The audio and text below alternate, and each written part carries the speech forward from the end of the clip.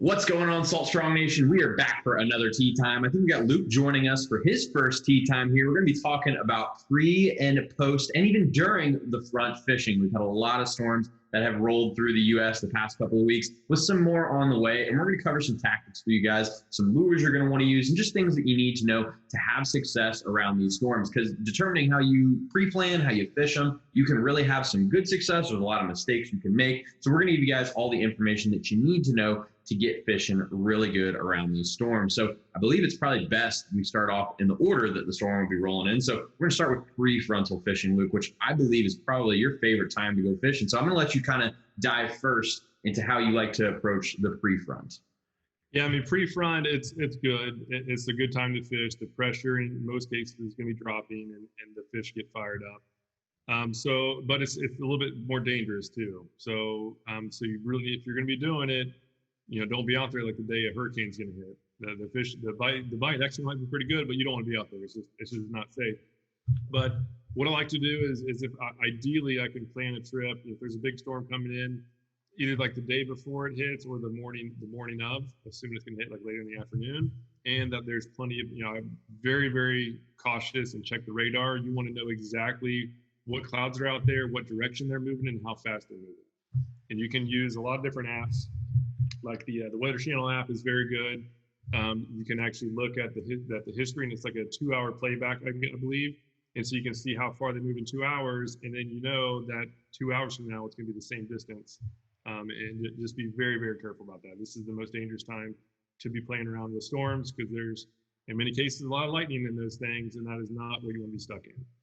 So with all that said, the bite is in many cases good. So when I can do it safely and get out of there with plenty of time, planning for some issues on the way out, I get out there and the top water is good, right? It's a lot of power fishing. So the bite's going to be good. So it's just like getting up early in the morning during twilight, where you just want to just cover a lot of ground, and those fish are going to be active. And the goal is just to get that lure in front of as many fish as possible. And so like topwater lures are great. If twilight, otherwise like a big paddle tail, like this is the Bomber Slam Shady paddle tail. It's a 5-inch paddle tail. You can cast it a mile.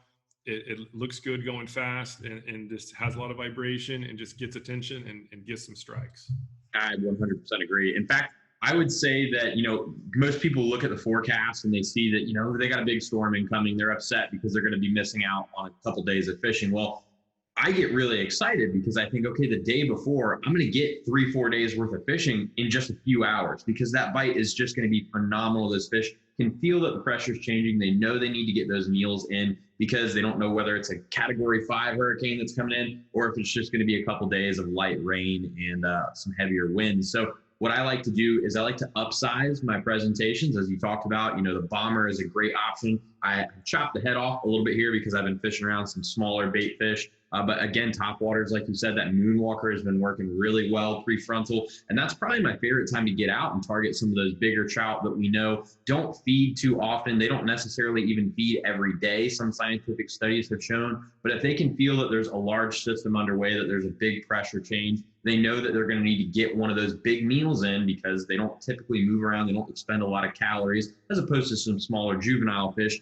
So that's my time to get out and target some of those larger specimens, the larger redfish, the larger trout. So I'm throwing a lot of my bigger lures. Again, we talk a lot about downsizing for quantity. And if you want to talk about upsizing for quality, now is the time, prefrontal, to really throw those big lures. That's when you have the best chance to get those larger fish that are looking to stock up on their calorie deposits before that storm rolls in. So again, I agree with Luke.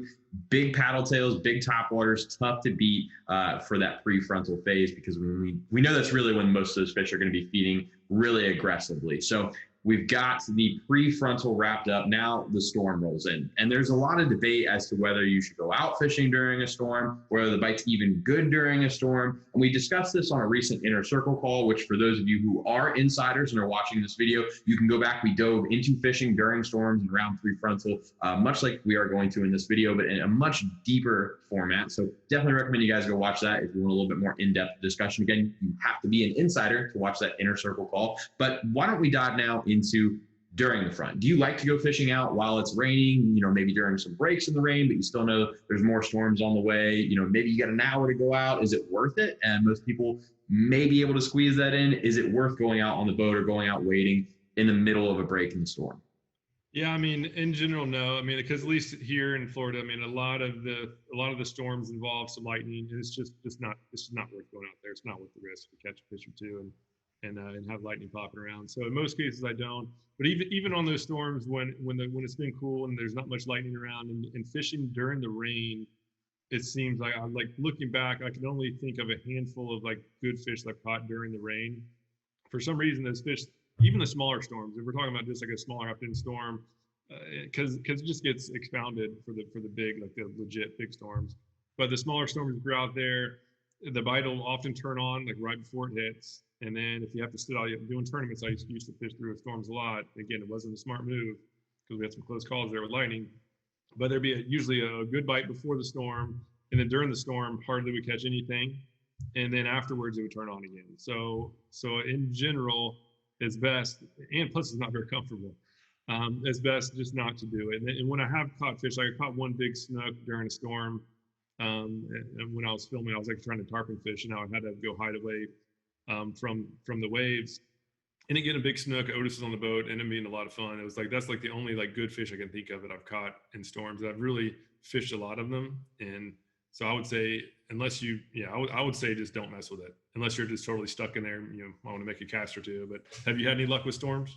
Yeah, I would say it's kind of varied, and it really depends on the location. I mean, much like you, I've been out during tournaments, and there's money on the line. You're gonna keep fishing. So I've really seen that there's not a whole lot of bites that'll happen when the rain is heavy, and I think that kind of factors into how these predator fish hunt. Through their lateral lines, through their sight, picking up vibrations in the water. And when that rain is hitting the surface of the water, and again, most of these fish are looking up, specifically trout, they're looking up at the surface, and any bait profiles that are swimming against the surface of the water are going to get broken up by the raindrops that are hitting the surface of the water. So it's hard for them to see bait. It's hard for them to feel bait with all that rain hitting the top. It's just so much more noise, and that makes it easier for bait to move around without being picked up by those predators. And unless you roll that lure like literally right in front of the nose of a redfish or right over the head of a trout, unlikely that you're going to get bites. You're not going to see fish jumping from 5 feet away to get on your paddle tail. So that's one thing to kind of keep in mind. It's not necessarily that those fish aren't feeding. It's just much less likely that they're going to see your lure. And I have caught fish during storms, but I would really say it's not worth going out in a small break if it's just going to be, you got 30 minutes and you're going to be running out the boat or the kayak. It's almost not worth it. But one thing I will say is if you're waiting out a storm, maybe it's going to just be a quick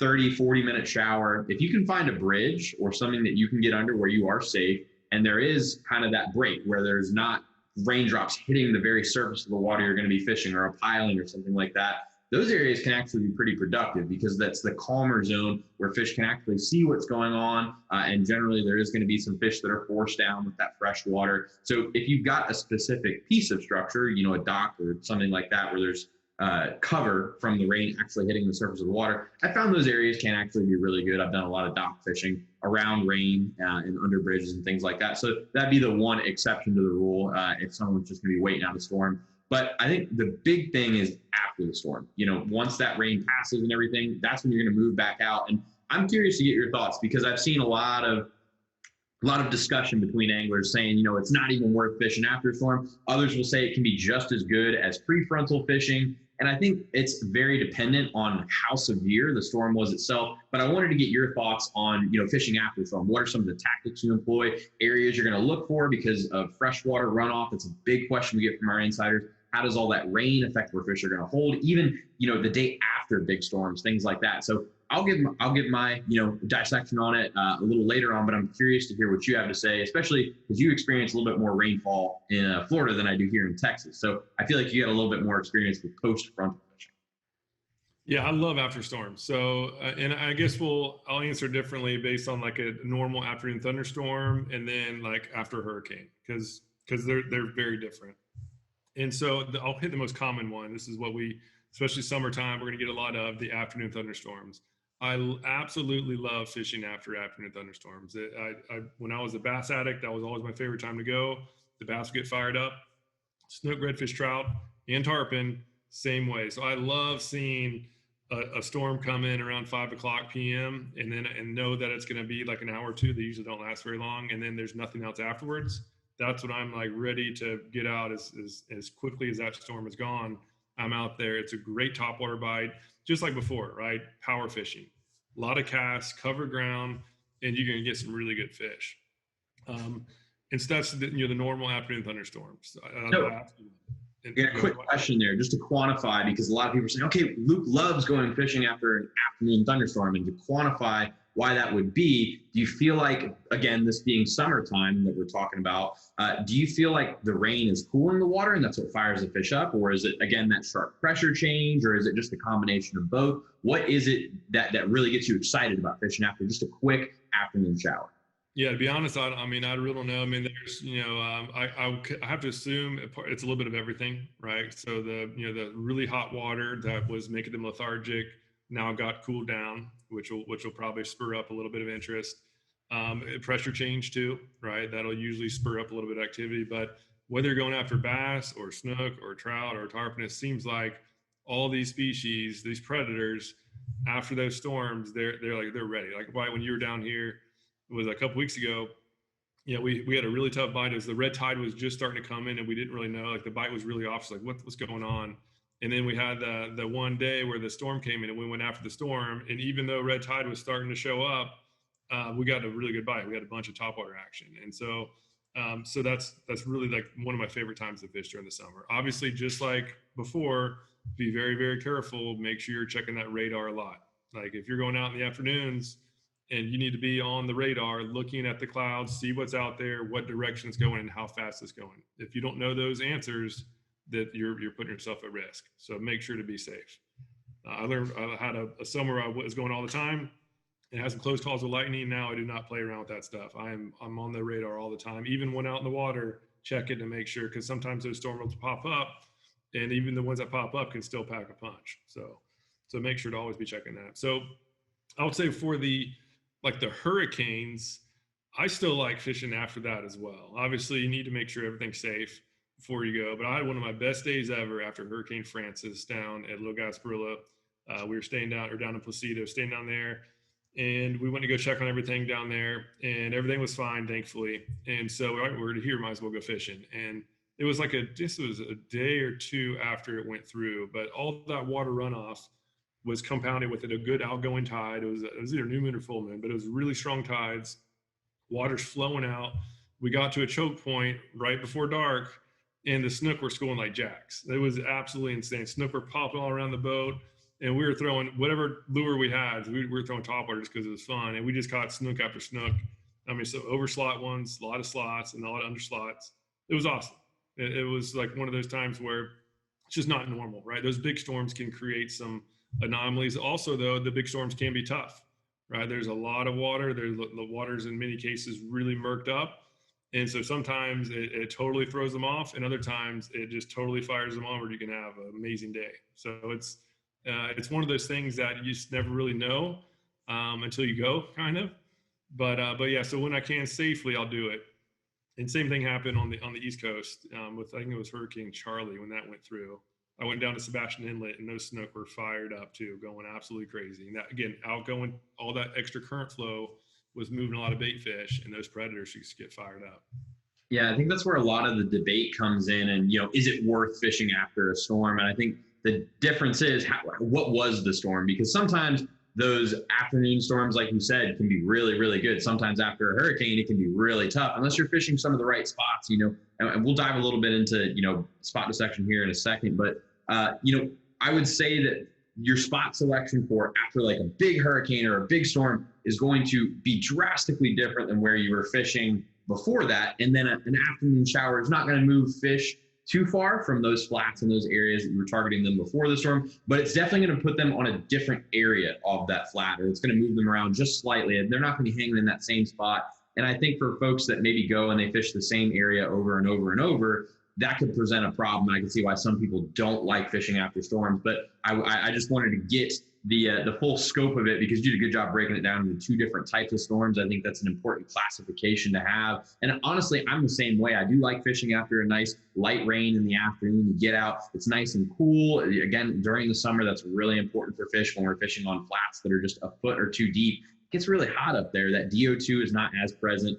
You get some overcast clouds. It just makes for a really good bite that gets those fish really fired up and ready to feed again before that twilight period. So I do like fishing after those afternoon storms as well. But I would say it's a little bit more difficult to fish after those larger storms if you're not putting your work into your spot selection. Now, to say that, to caveat that, if you do plan and you think about where there's going to be really good freshwater runoff, where there's going to be really good outflow of current, you can have really phenomenal days, regardless of where you live. I'll give an example. In the Carolinas, we had a really big hurricane that came through and it absolutely wiped the marshes out. Like tons and tons of water flushed into there. But on outgoing tides, again, in the Carolinas, you got big tide swings. What was happening was all of those crabs, all those shrimp that were able to get up in the really shallow parts of the marshes that the reds weren't able to normally get up into. Those reds would get up in there at high tide and tail. So if you had a technical pulling skiff, you could get up there and really get onto some nice fish in the grass. But for me, not having a technical pulling skiff, my strategy was to wait until the outgoing tide, where again, with more water that was up in those marshes, there was a heavier vacuum effect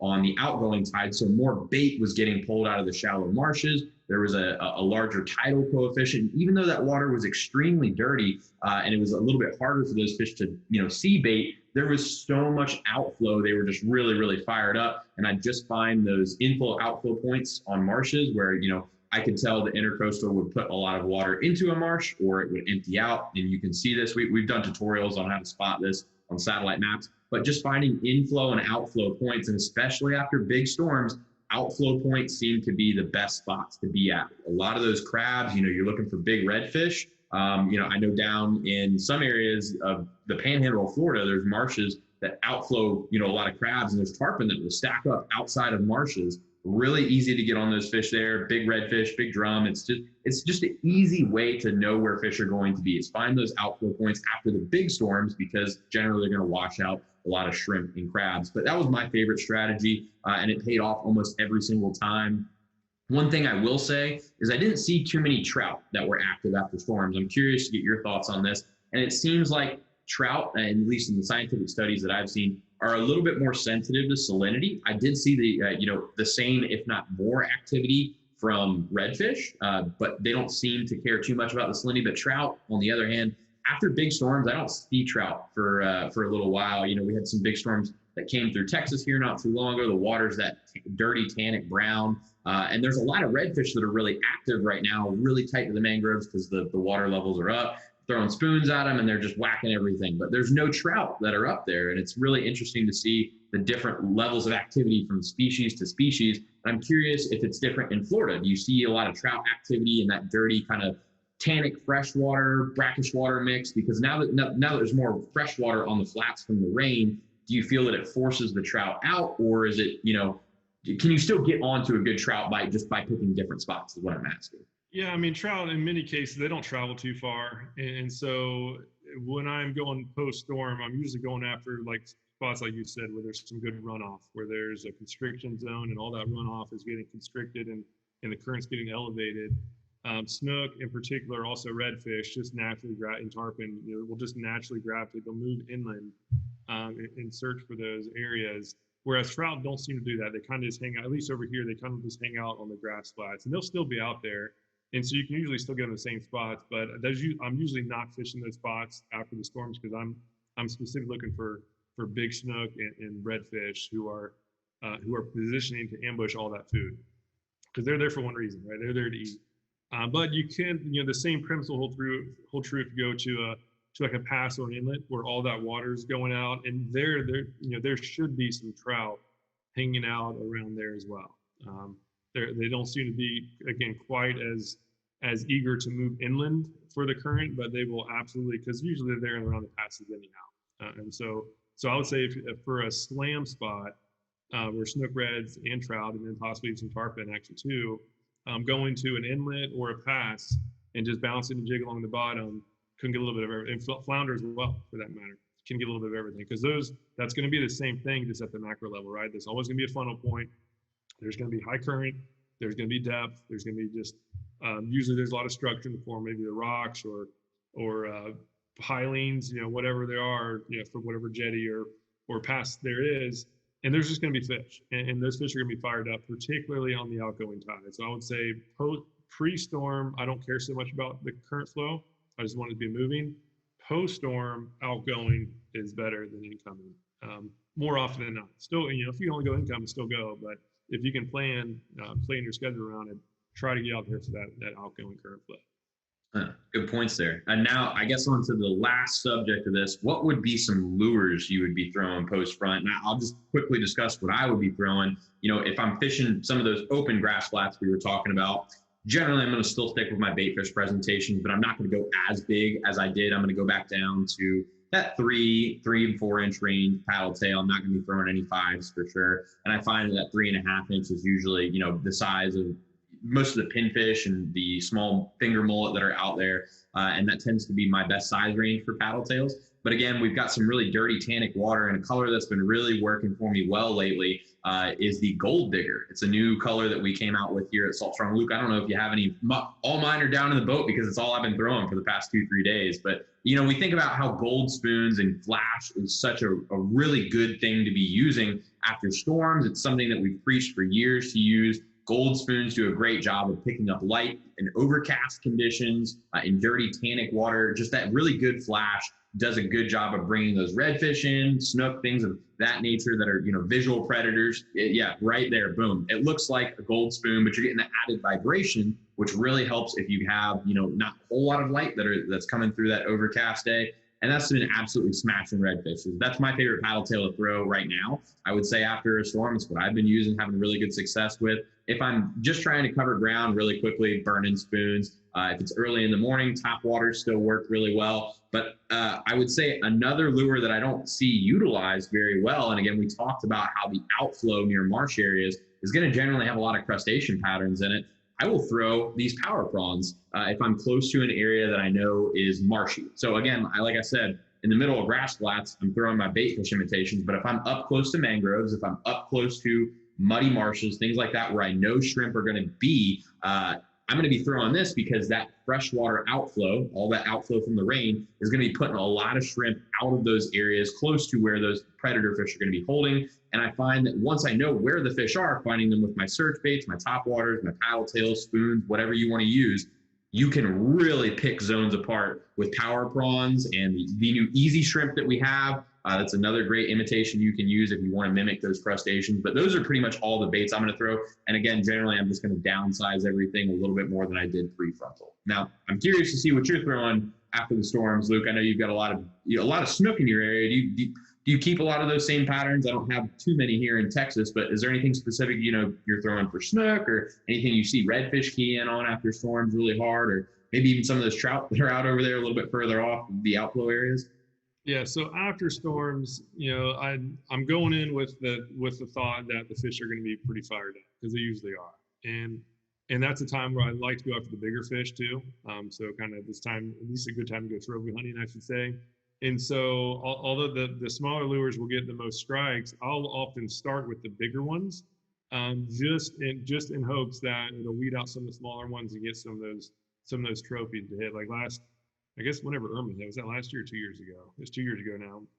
I went out a little bit after that. It was like 2 days afterward, maybe 3. Again, had a nice evening. The wind was cranking. The water was all dark. I was fishing off of Pine Island, and so the water was all that Peace River water. It was real dark, and so I just got the big old 5-inch slam shady paddle tail on a weighted hook, and I was just slinging this up on a flat. The current was hitting. It was like the perfect condition. So I'm like, okay, I'm going after something big.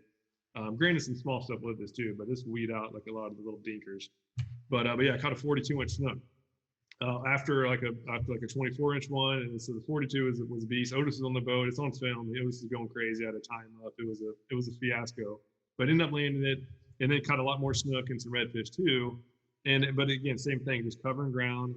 This just casts so far, so I like it because first of all, it's bigger. It'll weed out some of the smaller fish. It casts a mile, and it's just easy. Where the paddle tail does all the work, I can just cast it and crank it back in, cast it, crank it back in, and it's easy. But when I get out there, sometimes they're not responding, right? Sometimes they prefer smaller, like in many cases, especially if the bait's real small, they won't mess with this, right? So I always have the smaller stuff as well. Like this is the 3.5, and this is the same thing Wyatt mentioned, but just flame shady color. It's the Gold Digger flame shady, same actual mold, but that works great too. So I always have those with me because there's always going to be times where they just flat out don't want the bigger baits, and you have to go smaller. But yeah, same with Wyatt. The power prawns are excellent. A lot of shrimp on the outgoing current, in particular during the summer. A lot of times those shrimp are getting flushed out, and if you can be bouncing that shrimp jig on the bottom or close to the bottom, that can get some trophies as well. Shrimp, until really the last couple of years, I didn't use shrimp jigs very often, and now I do not go out without some on me. I always have both. So we have the power prawn, which is 4.3 inches, so it's around 4.5 inches, and then the power prawn junior is the same thing, just a little bit smaller. That's the 3.5 incher. I always go with those, especially if the water's clear. When those fish are picky, it has great action, and then when they get up there close to it, it still looks like a real live shrimp. It has very, very lifelike look to it. And this, if the water's clear, I'm using this. If the water's murky, I'm going with the paddle tail. Like that's really the decision point, and that's really like literally, I used to have like 2 tackle boxes full of stuff. Like seriously, it was out of control. And then I had another one for my freshwater stuff. And so I would go out and I would be like changing lures all the time, and like no telling how much just money and time I wasted just messing with all of it, trying to get every color and everything. Like now it's just keep it simple. Like don't overcomplicate it. Get stuff to the different depths, get stuff to different sizes that can cover different depths. And that's why like soft plastics are so effective, because this one big paddle tail can be rigged on the weighted hook and look great, catch a bunch of fish. It can also be rigged on a jig head, look great, catch a bunch of fish. One's for the shallow, one other rigging is for the deep stuff, and you can just be ready for it all with like one. So basically like this plus the 2 shrimp, I mean, kind of got everything, and a topwater plug right when the fish in the twilights. Like literally that's like kind of all I've been fishing, other than testing lures out, which I have to do. But if I'm just going out to catch fish, I'm just using those lures, just those simple lures, and they just flat out work. Yeah, so it sounds like prefrontal, post-frontal, during the front, whenever you're fishing, don't complicate your tackle. Sounds like all we really need here, I would say, around storms, whether you're going for those fish that are really fired up prefrontal, or you're looking for something big that's going to create presence post-front, I would say have yourself a pack of bombers. It doesn't hurt to have a smaller bait fish presentation as well, but as Justin, Big Tail Tiny Justin, we've been calling him, did a video on recently, you can just pull the bodies of these bombers down and make it a little bit smaller. But those work really, really well. Highly recommend you guys have a pack of bombers for fishing around storms. Make sure you have some of those power prawns. And again, top waters are tough to beat, and that Moonwalker has been working really well for big trout and big reds recently. So I would say keep it simple. Make sure you got a shrimp, a top water, and a paddle tail, and you should be set for fishing around these storms. But Luke, is there anything that we did not mention as far as fishing around storms? Any kind of extra tips we want to leave anybody with, or is there anything that we just didn't touch on that needs to get dove into anymore? I'll say one extra lure to think of and have is a weedless spoon. So like the gold weedless spoon, either a 1/4 ounce and 1/2 ounce. I usually carry both, and they're just surprisingly good. Sometimes the bad thing about soft plastics, if the puffer fish are around. So I don't know if do you have puffer fish over in Texas? I'm not exactly sure. Sometimes I get these chunks taken out of my soft plastics, and I don't know if it's just a really feisty pinfish or if it's a really mean puffer. I'm not 100% sure one way or the other. Either way, every once in a while, whether they're puffers, sometimes some really eager pinfish can get some chunks out too. But sometimes when the junk fish, we'll call them, are just chewing up your soft plastics, and you're going through more soft plastics than you're catching fish, that's very frustrating. And so if that's the case, I'll immediately switch over to gold spoon. They're shockingly effective, and they catch fish and they're easy to use. It's just like a paddle tail that I prefer paddle tails, but if the soft plastics are getting wrecked, I always have that weedless spoon ready for action, because it'll generally get strikes and those junk fish can't mess it up, which is really the beauty of it. Yeah. But otherwise, yeah, this pre and post front fishing is awesome. Just have to be safe. A lot of these fronts are carrying some electricity in them. So whether you're before or after, right? Even after the other ones can pop up, just make sure to be safe. That's the number one thing. It's just not worth getting struck by lightning. Yeah, absolutely. And one that was a good point on the gold spoon. I'll give a pro and a con for those as well. I would say that if you're fishing, sometimes post front, it's still pretty windy and it can be tough to throw some lighter soft plastics around, but still keep kind of a small profile. Those little Aqua Dream spoons, those little Johnson minnow spoons, we've got them both in the shop. Those both have a really great casting profile and heavy winds, and I'll crank those on those 20-mile-per-hour days where it's really tough to get a soft plastic into the wind. You can get a spoon out there really easily. So that's a pro of those for sure. But as Luke told me the first time I started fishing, he's like, look, you're gonna get a lot of strikes on them, but you're not gonna get the hookup ratio is much less than soft plastics. I was like, I don't know how that can be, but if you look at that spoon moving and fluttering around in the water, I can't tell you how many times I've been rolling a spoon up to the boat. I'll stop it as soon as it goes to flutter down. Giant redfish comes up and smacks it, totally misses the hook, and you Bill Dance hooks at it, it's gone. But that's again pros and cons of soft plastics versus the hard baits. But again, if there's a lot of puffers in the area and you're not looking to give up a whole bag of very precious gold diggers, go ahead and switch to that spoon. But yeah, yeah, I'll say that's a good point too, because after these fronts, especially afterwards when you're fishing the outgoing current flow and you're using a lure, you really have to factor the current into your positioning. We have an entire course on positioning and approach because it's that important. But just for those listening, you don't want to have to go reference the whole course. Is when the current's really strong, you pretty much have to position yourself where you're retrieving the lure with the current. And if the winds are high, like what I was saying, that's a very good point. Sometimes, no matter what you do, like you have to position yourself to where you have to cast into the wind. And if you're trying to cast something that's big and bulky, like what are those shrimp lures you guys use a lot, Wyatt? That you and Tony use a lot. The ones that have all those little shrimp legs sticking out. Chase baits. Yeah, the chase baits. It looks amazing, right? It looks so lifelike, but with all those little limbs sticking out, that's just catching the wind, and it's going to cast like 20 feet. And so those spoons, they're probably spoons and topwater plugs are probably the best at just when you can cast them, you can just punch it right into that wind, and they're gonna coast. So yeah, gold spoons for that reason. If they're not hitting top water and you have to cast into the wind, that's the other time where I'm like, okay, gold spoon on, and that's just a no-brainer decision because it's a big deal. It's a big deal if you can cast an extra 20, 30 feet further. It's a huge deal.